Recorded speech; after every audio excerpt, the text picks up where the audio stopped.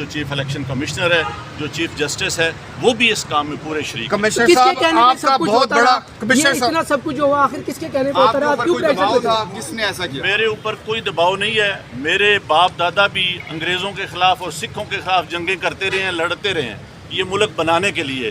اب میں اس ملک کو توڑنے کا حصہ نہیں بن سکتا. کمشنر صاحب آپ نے راولپنڈی کی بہت بڑی خدمت کی ہے, آپ نے بڑے بڑے میگا پروجیکٹ میں 24 گھنٹے کام کیا ہے. یہ بتائیے گا کہ آپ کو کمشنر چیف الیکشن کمیشن دباؤ میں لا رہا تھا کہ یہ کریں سارے کام, لوگ جیتوں کو آپ نے ہرایا, آپ کو نیند کیسے آتی رہی, کس طرح آپ کا ضمیر جاگ گیا؟ دیکھیں میں نے راولپنڈی کے لیے 16 گھنٹے کام کیا ہے. میں نے یہاں رنگ روڈ بنایا ہے, دودھوچا ڈیم بنایا ہے, ہولی فیملی ہاسپٹل بنایا ہے, جم خانہ بنایا ہے, میں نے لاری اڈے بنائے ہیں, مزدوروں کے لیے سینٹر بنائے ہیں, منشیات کے اڈے سینٹر بنائے ہیں.